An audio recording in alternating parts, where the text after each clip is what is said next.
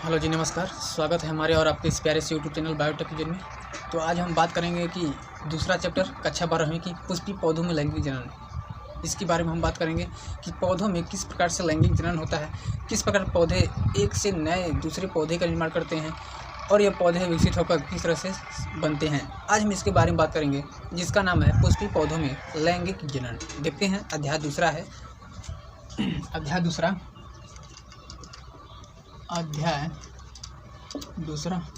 पुष्पी पौधों में लैंगिक जनन।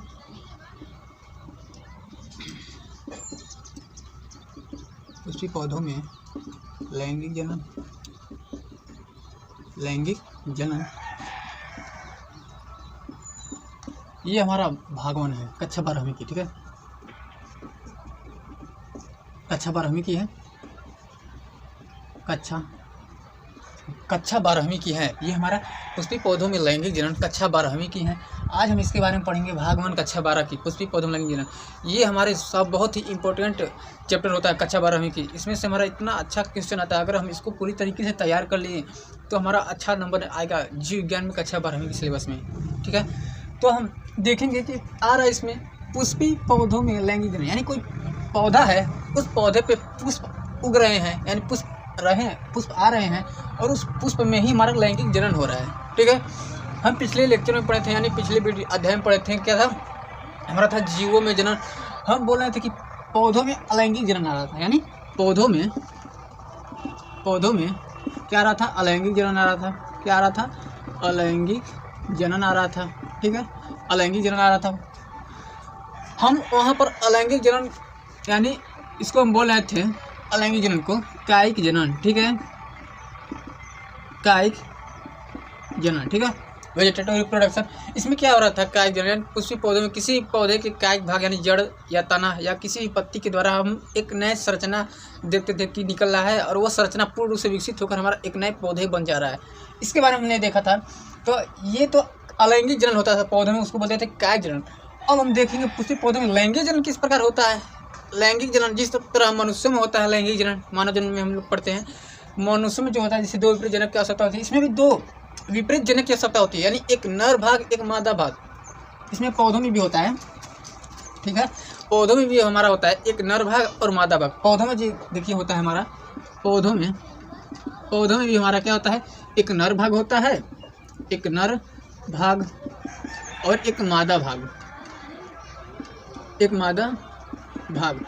इसमें भी हमारा क्या बनता है, युग्मक बनता है, बताएंगे। इसमें भी युग्मक बनता है, युग्मनज बनता है और हमारा भ्रूण बनता है, भ्रूण से बीज बनता है और बीज से नए पौधे का विकास होता है। इसमें पौधों में इसमें देखेंगे हमारा जो देखिए इस पृथ्वी पर जितने भी पौधे हैं उन पौधों को मुख्य रूप से 2 भागों में बांटा गया है और उन 2 भाग से हमारे 5 प्रकार के पौधे होते हैं। यानी इस पृथ्वी पर हम टोटल बात करें पौधों की, तो पौधे हमारे पृथ्वी पर 5 प्रकार के होते हैं। और ये हमारा पुष्पी पौधों में लैंगिक जनन, यानी पौधा क्या है, हमारा एक पादप है। पौधा क्या है, हमारा एक पादप यानी वनस्पति है। क्या है, प्लांट है। क्या है, प्लांट है। और प्लांट हमारा एक जगत में आता है, जिस तरह से हमने कक्षा 11 में पढ़ा था जीव जगत का वर्गीकरण में, कि हमारा RH विटेकर आ रहे थे जो हमारे जीवों को 5 जगत में वर्गीकृत किए, मोनेरा, प्रोटिस्टा, फंजाई, प्लांटी और एनिमेलिया। वही हमारा प्लांटी या पादप जो हमारा था RH विटेकर ने दिया था। इस पादप को किसने अच्छी तरीके से डिफाइन किया, हमें देखा था उसमें आता है। पादप को जो सबसे अच्छा से डिफाइन किया था हमारा था कैरोलस लिनियस ने बताया था। ठीक है, इन्हें बताया कि कैरोलस लिनियस हमारे वनस्पति जगत में कि पौधे जो होते हैं स्वपोषी होते हैं, बहुकोशिकीय भी होते हैं और यूकैरियोटिक भी होते हैं। ये अपना भोजन स्वयं बना लेते हैं, किसी के ऊपर डिपेंड नहीं रहते हैं कि हम किसी के ऊपर रहेंगे उनसे हम भोजन लेंगे और उन्हीं के स्थान के रूप में रहेंगे, नहीं। ये हमारा पादप जो होते हैं स्वपोषी होते हैं, यानी प्रकाश संश्लेषण की उपस्थिति में हमारा भोजन खुद ही वो अपना भोजन बना लेते हैं पादप। और क्या होता है, पादप जो होते हैं इनसे अलैंगिक और लैंगिक दोनों प्रकार के जनन पाया जाता है। हमने अलैंगिक जनन पढ़ लिया था पिछले अध्याय में, यानी जीवों में जनन। अब हम पढ़ेंगे लैंगिक जनन, यानी इस अध्याय में अध्याय 2, ठीक है, भाग 1 में पढ़ेंगे लैंगिक जनन। ठीक है, और इसमें देखेंगे ये पौधे जो होते हैं हमारे जल में भी पाए जाते हैं और स्थल में भी पाए जाते हैं। आप बहुत से तालाबों में देखा होगा कि कुछ पौधे जैसे जलकुंभी के पौधे आते हैं हमारे, उसमें उग जाते हैं पौधे में ही, जल में ही, और कुछ स्थलीय पौधे तो दिखाई रहे हमारे आसपास। सभी प्रकार के पौधे क्या है, स्थलीय पौधे हैं। यानी और पौधे भी दो तरीके से उगते हैं, दो तरीके से जगह पे उगते हैं, जैसे जली भी हो गए और हमारा स्थलीय भी हो गया, ठीक है। और हमारे पौधे में जो होता है पीढ़ी एकांतरण पाया जाता है। पीढ़ी एकांतरण का मतलब एक पीढ़ी के बाद दूसरी पीढ़ी आना। उसके जीवन काल में, पौधे का जो जीवन काल है, उस जीवन काल के बाद दूसरा जीवन आना, ठीक है। यानी द्विगुणित के बाद अगुणित, अगुणित से फिर द्विगुणित, ये हमारा हो गया क्या, पीढ़ी एकांतरण। सब पढ़ेंगे। अब हम देखेंगे इस बारे में क्या पढ़ेंगे, सिर्फ पुष्पित पौधों के बारे में पढ़ेंगे। यानी जिस पौधे में पुष्प उग रहा है उसमें ही लैंगिक जनन होगा। यानी जिस पौधे में पुष्प उग रहा है उसमें लैंगिक जनन होगा। और पुष्प में भी बहुत से पुष्प होते हैं जिसमें केवल नर भाग एक ही पौधे पर होता है, यानी एक ही भाग पर होता है। और कुछ पौधे ऐसे होते हैं जिसमें मादा भाग एक ही भाग पर होता है। और कुछ पौधे ऐसे होते हैं जिसमें नर और मादा एक ही पुष्प पर ही होते हैं। तो हम पढ़ेंगे कि लिनियस साहब ने हमारे पूरे इस पृथ्वी पर पादप को दो भागों में बांटा था। दो भागों में कौन, एक हमारा आता है क्रिप्टोगेम्स, यानी पादप को, यानी पौधे को, प्लांट, इनको दो भागों में बांटा था, ठीक है। दो भागों में बांटा था। पहला हमारा भाग आता है इसमें, पहला जो आता है हमारा क्रिप्टोगेम्स, क्या आता है, क्रिप्टोगेम्स, ठीक है, क्रिप्टोगेम्स। और हमारा दूसरा आता है इसमें, दूसरा फेनेरोगेम्स, क्या, फेनेरोगेम्स, ठीक है। यानी क्रिप्टोगेम्स और दूसरा फेनेरोगेम्स। अब हम देखेंगे कि हमारा जो क्रिप्टोगेम्स है, इस क्रिप्टोगेम्स से हमारे तीन प्रकार के पौधे आते हैं, यानी तीन तरह के हमारे पादप आते हैं इसमें। इस भाग में, पहला भाग में क्रिप्टोगेम्स हमारे तीन तरीके से पौधे आते हैं। पहला आता है थैलोफाइटा, देखते हैं इसमें पहला आता है हमारा क्या, थैलोफाइटा, थैलोफाइट या फाइटा। दूसरा हमारा आता है ब्रायोफाइटा। और हमारा तीसरा आता है टेरिडोफाइटा। कौन सा, टेरिडोफाइटा, ठीक है, टेरिडोफाइटा, ठीक है। यानी हमारा जो पहला इसमें आता है, दूसरा, तीसरा, ठीक है। यानी क्रिप्टोगेम्स में हमारा तीन तरीके से पौधे आ रहे हैं। इसे हम बोलते हैं थैलोफाइटा को शैवाल बोलते हैं, ठीक है, शैवाल, शैवाल बोलेंगे, ठीक है। और इसको हम बोलेंगे, ये तो हमारा ब्रायोफाइटा होता है, ठीक है, टेरिडोफाइटा होता है। अब फेनेरोगेम्स में क्या आता है, फेनेरोगेम्स में जो हमारे पौधे आएंगे वो हमारे सबसे इम्पोर्टेंट होंगे। क्या, सबसे इम्पोर्टेंट होंगे। हम इन्हीं के बारे में सब डिस्कस करेंगे, इन्हीं के बारे में टोटल पढ़ने वाले हैं, ठीक है। और हम इसी में देखेंगे किस पौधे के बारे में पढ़ेंगे, ठीक है। इसमें हमारा जो पहला आता है, ये हमारा दो तरीके से होता है। पहला आता है हमारा क्या, अनावृत बीजी, क्या, अनावृत बीजी। और हमारा दूसरा आता है आवृत बीजी।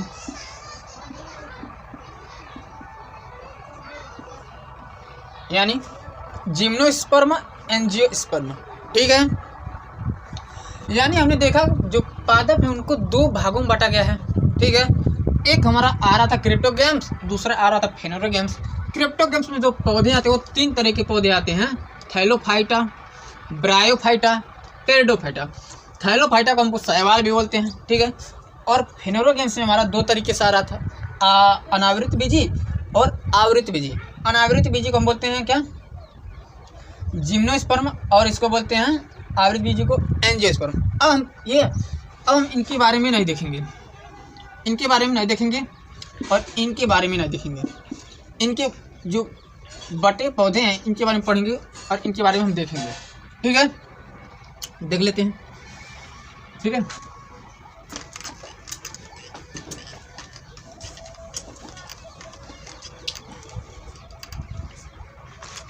देखिए, यानी जो हमारा पौधे आते हैं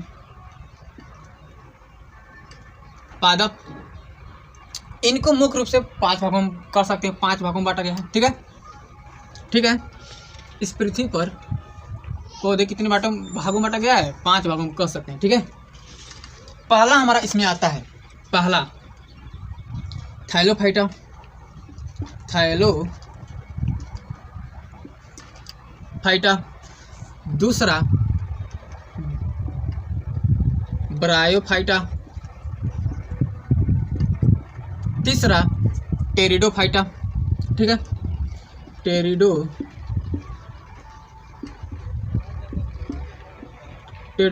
और चौथा हमारा आता है, चौथा अनावृत बीजी,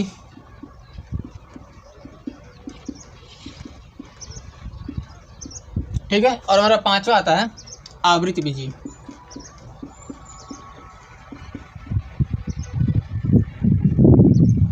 ठीक है, ये हमारा 5 तरीके से पौधों को बांटा गया है। इस पूरे पृथ्वी पर जो पौधे होते हैं वो 5 तरीके से बटे हैं, और इन्हीं 5 तरीके से हम देखेंगे किसमें लैंगिक जनन होता है, किसमें पुष्प भी पाए जाते हैं, जड़ भी पाए जाते हैं, तना भी पाए जाते हैं, पत्ती भी पाए जाते हैं, और बीज भी उत्पन्न होते हैं। अब हम इसमें देखेंगे, देखते हैं। थैलोफाइटा को हम शैवाल भी बोलते हैं, ठीक है, शैवाल को भी बोलते हैं थैलोफाइटा, ठीक है, शैवाल, ठीक है, ये होता है शैवाल, ठीक है। यानी इसमें हम देखेंगे, पहले देखेंगे जड़ पाया जाता है कि नहीं, जड़ पाया जाता है कि नहीं, तना पाया जाता है कि नहीं, पत्ती पाया जाता है कि नहीं, पुष्प पाया जाता है कि नहीं, ठीक है, बीज पाया जाता है कि नहीं, ठीक है। तो थैलोफाइटा में हमारा जड़ भी नहीं पाया जाता, तना भी नहीं पाया जाता, पत्ती भी नहीं पाया जाता, पुष्प भी नहीं पाया जाता, और बीज भी नहीं पाया जाता। यानी थैलोफाइटा में, यानी शैवाल में हमारा जड़, तना, पत्ती, पुष्प, बीज, यह तीनों नहीं पाया जाता। अब देखेंगे ब्रायोफाइट में क्या होता है, इसमें भी देखेंगे जड़ पाया जा रहा है कि नहीं, जड़, तना, पत्ती, पुष्प, बीज। ब्रायोफाइटा में इसमें भी हमारा जड़ नहीं पाया जा रहा है, तना नहीं पाया जा रहा है, पत्ती नहीं पाया जा रहा है, पुष्प नहीं पाया जा रहा है, और बीज भी नहीं पाया जा रहा है। लेकिन जड़ जैसी संरचना पाई जाती है, क्या, जड़ जैसी संरचना पाई जाती है, जिसे क्या बोलते हैं, थैलस, जैसी संरचना पाई जाती है, जिसे बोलते हैं थैलस या मूलाभास, ठीक है, थैलस या मूलाभास,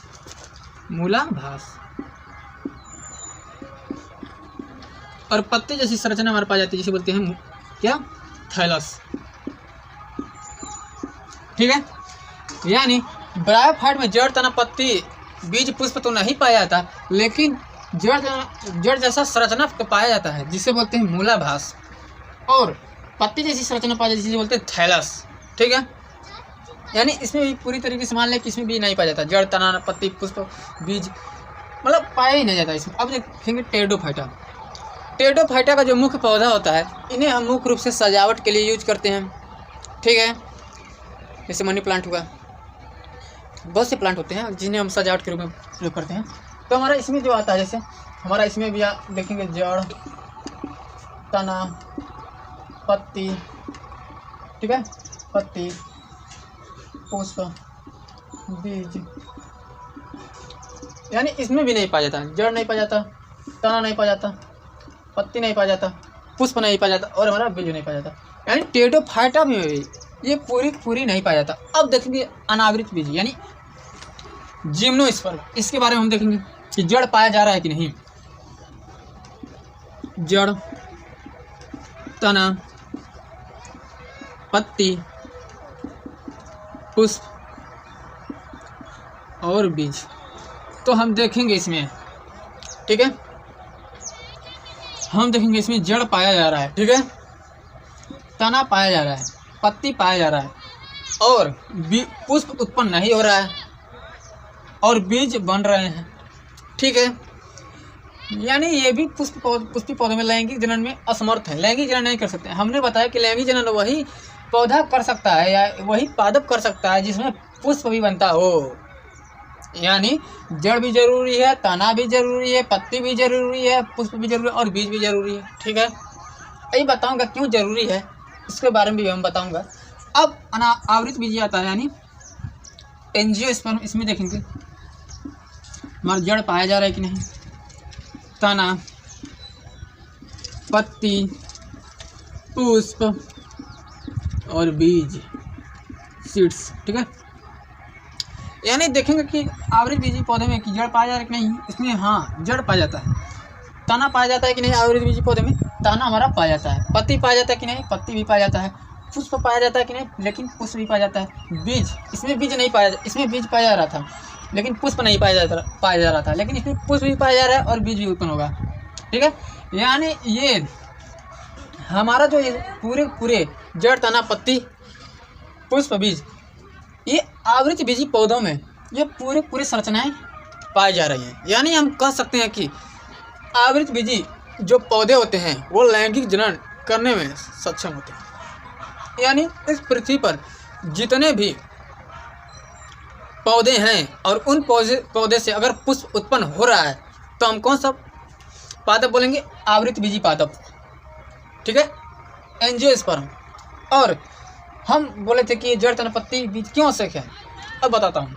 देखिए जड़ क्यों आवश्यक है, पहला तो हमारा आता है जड़, तना और पत्ती। ठीक, जड़ क्यों आवश्यक है, क्योंकि जड़ जो होता है वो पूरे पौधों को दृढ़ता प्रदान करता है, पूरे पौधे को दृढ़ता यानी उनको मजबूती प्रदान करता है। और जड़ के द्वारा ही पूरा पौधा सीधा खड़ा रहता है। और जड़ से ही हमारा खनिज, पोषण, जल आदि भी महत्वपूर्ण चीज़ें मिलती हैं जो जाइलम और फ्लोएम के माध्यम से पहुंचता है। अब हम देखेंगे ताना क्या करता है। ताना जो होता है वो जड़ और शाखाओं के बीच का भाग होता है। यानी तना ना रहे तो हमारा जड़ से खनिज, लवण और जल हमारा पत्ती तक नहीं पहुंचेगा, और पत्ती से तने के द्वारा जो भोजन है, प्रकाश संश्लेषण के द्वारा जो बनाया गया हमारा स्टार्च है वो हमारा नहीं पहुंच पाएगा जड़ तक। यानी तना क्या करता है, ये भी हमारा भूमिका निभाता है किसमें, भोजन के संबंध में। ठीक है, अब पत्ती तो मुख्य होता है, अगर पत्ती ना रहे तो हमारा पुष्प क्या हो जाएगा, पुष्प उत्पन्न नहीं होगा। क्योंकि पुष्प जितने भी पौधे हैं वो अपना भोजन स्वयं क्यों बनाते हैं, इनके पास हाथ पैर तो है नहीं, चल फिर सकते हैं नहीं, अस्थायी रूप से खड़े रहते हैं और इन्हें कार्बन डाइऑक्साइड की जरूरत पड़ती है। और कार्बन डाइऑक्साइड की उपस्थिति में और सूर्य के प्रकाश की उपस्थिति में ये अपना भोजन बनाते रहते हैं। ठीक है, और भोजन बनाते हैं और ये भोजन हमारे पत्ती के द्वारा, ठीक है, तना के द्वारा जड़ तक पहुंचाती हैं। ठीक है, यानी पुष्प का पत्ती का क्या काम है, भोजन बनाना। और पुष्प क्यों जरूरी है, क्योंकि पुष्प इसलिए जरूरी है क्योंकि एक पौधे से दूसरा पौधा बनाए और उनका जाति विकास में शुद्धता आए, उनके अनुवांशिक लक्षण कुछ नए जाति के विकास के लिए संभव हो। और बीज क्यों जरूरी है, क्योंकि अगर बीज इसलिए जरूरी है क्योंकि हम इन्हीं जाति का एक नए पौधे उगा सके, कहीं भी उगा सकते हैं। इन पुष्प का यानी इस जाति का पुष्प का बीज हम लेके कहीं भी किसी भी जगह हम बो दें तो एक नए उसी जाति का पौधा उग आएगा।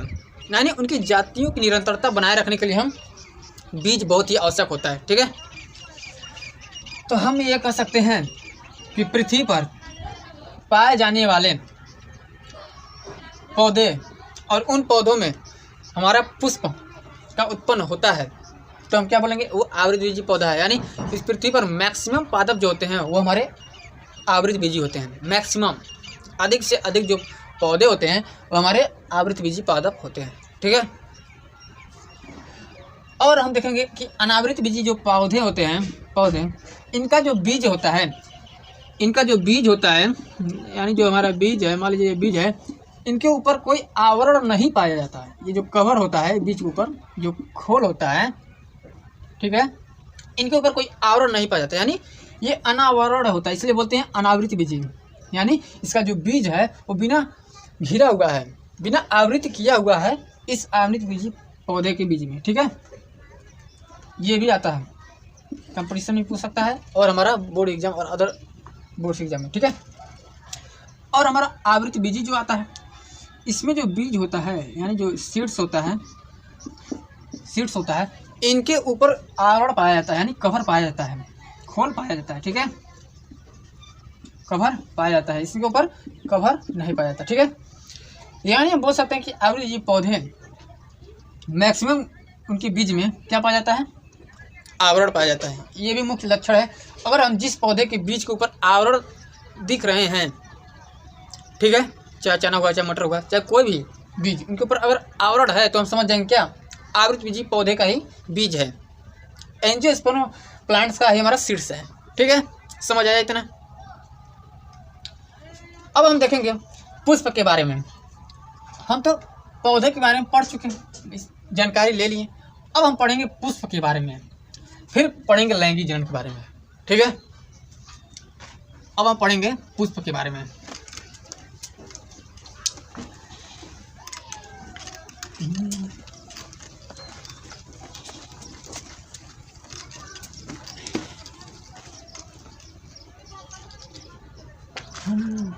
अब देखेंगे हम पुष्प के बारे में। ठीक है, पुष्प यानी फ्लावर। पुष्प क्या होता है? पुष्प जो होता है वो किसी भी पौधे का लैंगिक भाग या लैंगिक अंग होता है। यानी अगर कोई भी पौधे में अगर पुष्प पाया जा रहा है तो पुष्प ही मुख्य रूप से लैंगिक अंग है। ठीक है, और उन्हीं पुष्प के माध्यम से एक नए पौधा विकसित होता है। अगर पुष्प ना होए, पुष्प ना पाया जाए तो अलैंगिक जनन में चला जाएगा, यानी उसमें कायिक जनन होगा, जैसे पालक, मूली, लहसुन, धनिया आदि में। ठीक है, लेकिन पुष्प जैसे हमारा पुष्प जो होता है वो मैक्सिमम पौधे में पाया जाता है और पुष्प ही हमारा लैंगिक अंग में भाग लेता है। अगर हम पुष्प की संरचना के बारे में बात करें तो हमारा पुष्प की संरचना जो होती है वो मुख्य रूप से 4 चक्र के द्वारा बनती है। पुष्प की जो विशेषताएं होती हैं, पुष्प में जो विशेषताएं हैं वो मुख्य रूप से 4 चक्रों के द्वारा बनी होती हैं। उसमें से आवश्यक चक्र होती हैं और सहायक चक्र होती हैं। आवश्यक चक्र क्या होती हैं? जो लैंगिक जनन में आवश्यक यानी बहुत ही जरूरी होती हैं, उनके द्वारा लैंगिक जनन संभव ही नहीं है, यानी आवश्यक चक्र रहना ही जरूरी है। और हमारा सहायक चक्र क्या होते हैं? जो उनकी सहायता करते हैं, लैंगिक जनन में जो भाग ले रहे हैं, जो लैंगिक जनन में भाग ले रहे हैं अंग है, उनमें सहायता करते हैं क्या? सहायक अंग। अब हम देखेंगे पुष्प की संरचना के बारे में। ठीक है, पुष्प की संरचना। ठीक है, पुष्प की संरचना, स्ट्रक्चर ऑफ फ्लावर। तो हमारा पुष्प की संरचना जो होता है, पहले तो हम बता दें पुष्प के कितने चक्र होते हैं? 4 चक्र होते हैं। ठीक है, पुष्प के कितने चक्र होते हैं? 4 चक्र। कौन कौन से 4 चक्र? हमारा पहला चक्र आता है वह दल, और हमारा दूसरा चक्र आता है क्या? दल, और हमारा तीसरा चक्र आता है क्या? पुमंग या स्त्री केसर, पुमंग या स्त्री केसर।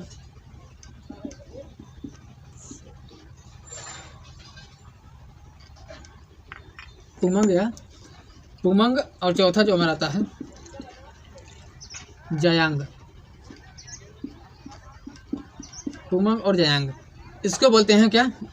पुमंग को बोलते हैं हम पुंकेसर, और जयांग को बोलेंगे स्त्री केसर।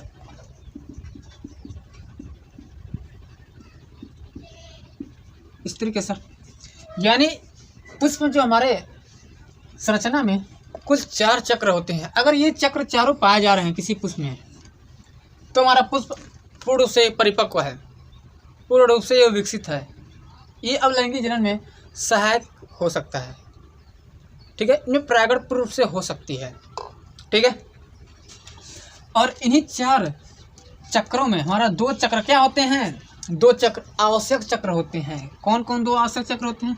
तो हमारे जो पुमंग होते हैं और स्त्री केसर, यानी पुंकेसर, स्त्री केसर या पुमंग या जयांग, ये दोनों हमारे क्या होते हैं? आवश्यक चक्र होते हैं। क्या होते हैं? आवश्यक चक्र, नेसेसरी होल्स, आवश्यक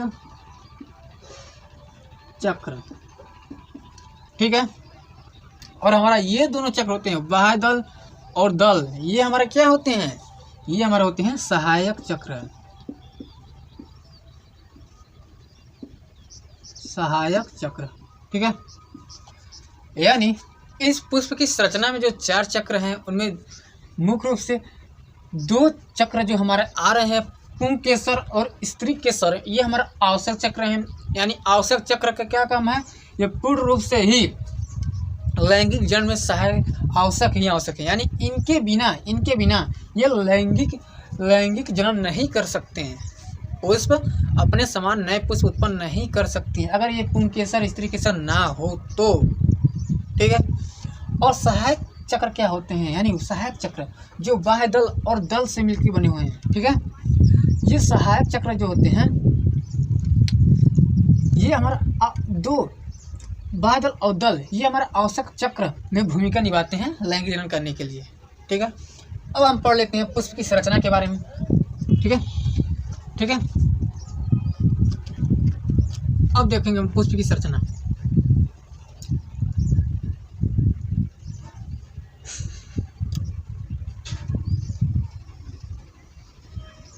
ये हमारा पुष्प है, ठीक है।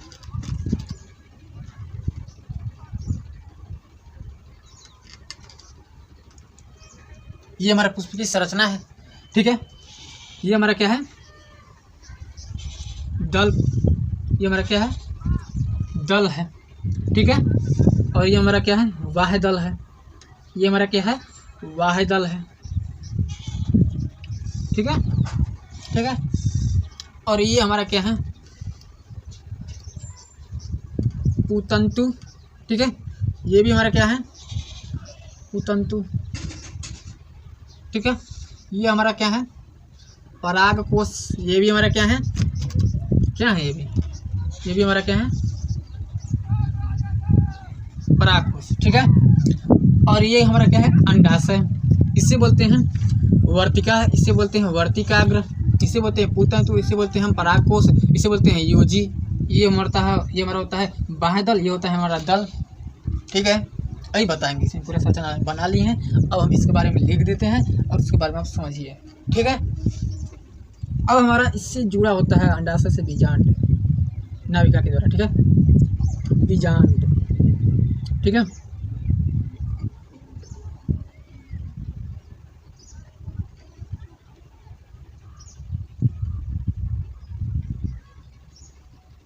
ठीक है, ये हमारा होता है बीजांड, ठीक है। इससे हम क्या बोलते हैं, इस संरचना को क्या बोलते हैं, इस संरचना को हम बोलते हैं बाह्य दल या बाह्य दल, बाह्य दल। बाह्य दल जो होता है हमारा ये हरे रंग का होता है, क्यों, कौन सा रंग का, हरे रंग, हरे रंग का होता है क्या, बाह्य दल।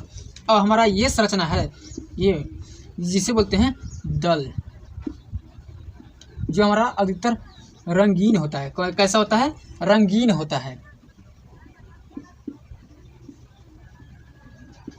रंगीन होता है। और हमारा ये संरचना क्या है, हमारा अंडाशय, क्या है, अंडाशय। और ये संरचना क्या है, इस वाले संरचना को, यानी जो ये गोल सा अंदर बना अंडाशय के अंदर, इसे हम बोलते हैं बीजांड, बीजांड।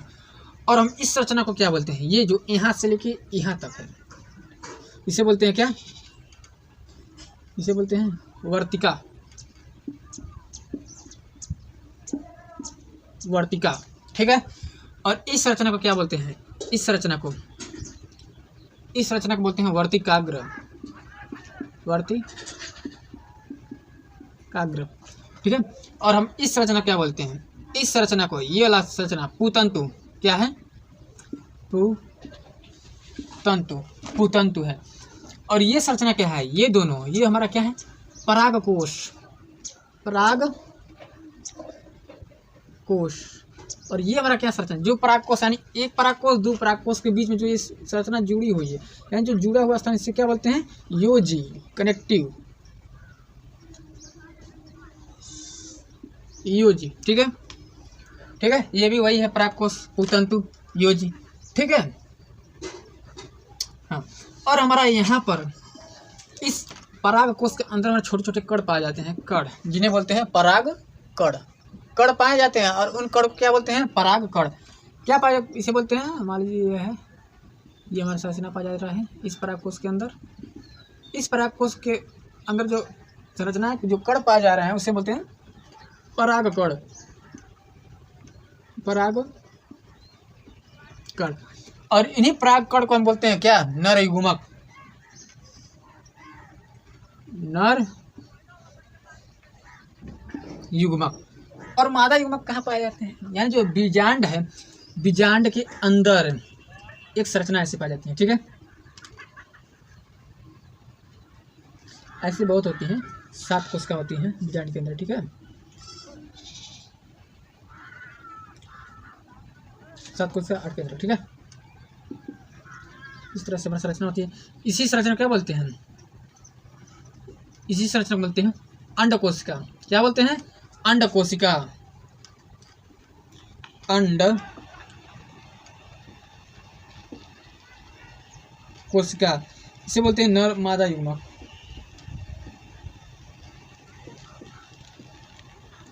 ठीक है, ये हमारा पूरा पुष्प की संरचना है, ठीक है। आ रहा है समझ में? यानी हम कह सकते हैं कि मुख्य रूप से पुष्प की 4 चक्र कौन कौन से इसमें? तो हमारा पुष्प का 4 चक्र, पहला चक्र बाह्य दल है, दूसरा चक्र हमारा क्या है? दल है, तीसरा चक्र क्या है हमारा? पुमंग। पुमंग किसे बोलेंगे? देखिए पुमंग बोलेंगे, ये देखिए पुमंग, इसको हम इधर लिख लेते हैं, इसको क्या करते हैं इधर लिख लेते हैं, इस साइड, इसको नहीं मिटाएंगे। ये हमारा क्या है? पुतंतु। पुतंतु, ठीक है।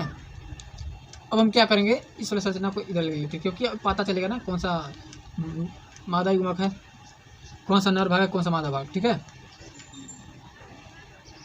ठीक है, तुम्हारा ये क्या था? वर्तिकाग्र। क्या था? वर्ती। और हमारा ये संरचना क्या था? वर्तिका। वर्तिका। अब समझ आएगा, देखिए। यानी, और इसे बोलते हैं अंडाशय। इसको हम इस साइड लिख देते हैं, ठीक है। अंडाशय को इस साइड लिख देते हैं, अंडाशय, ठीक है। यानी ये वर्तिकाग्र,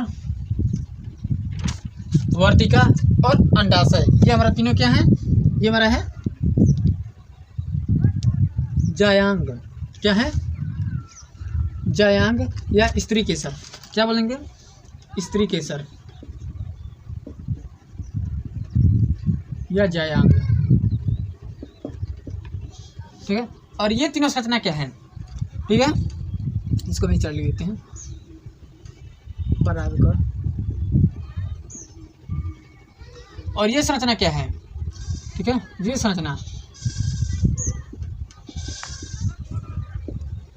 ये संरचना क्या है? परागकोश, योजी और हमारा ये पुतंतु। ये हमारा क्या है? ये तीनों हमारा क्या है? ये तीनों हमारा है पुमंग या पुंकेसर या पुमंग। यानी अब पता चल गया कौन सा नर भाग है, कौन सा मादा भाग, ठीक है। यानी इस पुष्प के 4 चक्र में हमारा बाह्यदल, दल, पुमंग और जायांग आ रहे थे। बाह्यदल, दल हमारा सहायक चक्र है और हमारा पुंकेसर, स्त्री केसर है क्या है? हमारा आवश्यक चक्र है, आवश्यक चक्र है, ठीक है। अब हम देखेंगे कि हमारा इसमें कौन सा मादा भाग है। देखिए, अब हम यहाँ पर लिख देते हैं कि जो हमारा पुष्प का, ठीक है, पुष्प का जो नर भाग है, पुष्प का नर भाग क्या है? हमारा पुमंग। पुमंग क्या है हमारा? पुमंग क्या है? पुष्प का नर भाग क्या है? नर भाग, नर भाग। और पुमंग के कितने भाग हैं? नर भाग, पुमंग के कितने भाग हैं? पुमंग के हमारे मुख्य रूप से 3 भाग हैं, परागकोश, योजी और पुतंतु। परागकोश, परागकोश,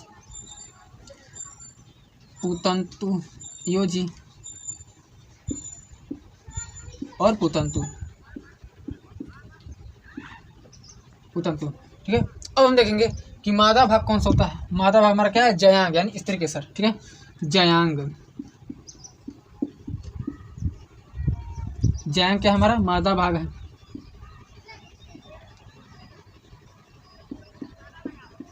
मादा भाग है। और हमारे जयांग में भी हमारे 3 आते हैं, कौन कौन, वर्तिकाग्र, वर्तिका और अंडाशय। क्या, वर्तिकाग्र, वर्तिकाग्र, वर्तिका और अंडाशय, ठीक है। ये हमारे क्या आते हैं, पुमक यानी नर का जो हमारा भाग है, वो नर का भाग हमारे 3 आते हैं, परागकोश, योजी और पुतंतु। और जयांग यानी मादा भाग, और मादा भाग के 3 भाग आते हैं, जैसे वर्तिकाग्र, वर्तिका और अंडाशय। ये हमारे तीनों संरचना, यानी ये और ये हमारे तीनों संरचना क्या है, ये हमारा क्या है, हमारा नर में आती है, यानी इस तरह से नर में आती है मेल, और इस तरह से क्या है हमारा फीमेल, क्या है मादा में आती है। और नर युग्मक को क्या बोलते हैं, नर युग्मक को बोलते हैं, नर युग्मक को क्या हम बोलते हैं, नर युग्मक को बोलते हैं हम क्या, परागकण। क्या बोलते हैं, परागकण, परागकण। और परागकण कहाँ बनते हैं, परागकोश के अंदर बनते हैं। परागकण कहाँ बनते हैं, परागकोश के अंदर बनते हैं, ठीक है। और मादा युग्मक का भाग कौन सा होता है, मादा युग्मक, मादा युग्मक। और मादा युग्मक को हम क्या बोलते हैं, अंडकोश का, क्या, अंडकोशिका, अंडकोशिका, ठीक है। ये हमारा अंडकोशिका, ये हमारा क्या है, मादा भाग है अंडकोशिका। ये हमारा क्या है, परागकण, यानी ये नर युग्मक है। और मादा युग्मक क्या है, अंडकोशिका। और अंडकोशिका कहाँ बनती है, अंडकोशिका हमारा अंडाशय में उपस्थित जो बीजांड होता है, बीजांड होता है, उन बीजांड में ही बनती हैं, देख लीजिए, ठीक है, बीजांड में ही बनती है, उसे बोलते हैं मादा युग्मक, अंडकोशिका, ठीक है। तो ये हमारे पूरी संरचना है। आज हम एक पुष्प के बारे में पूरी तरीके से जानकारी प्राप्त किए हैं। अगर ये जानकारी अच्छा लगा तो वीडियो को लाइक कीजिए, ठीक है। और हमारे चैनल को सब्सक्राइब नहीं किए हैं तो कृपया सब्सक्राइब कीजिए, और अपने दोस्तों के साथ शेयर करना ना भूलिए। मिलते हैं हम नेक्स्ट वीडियो में, तब तक के लिए धन्यवाद।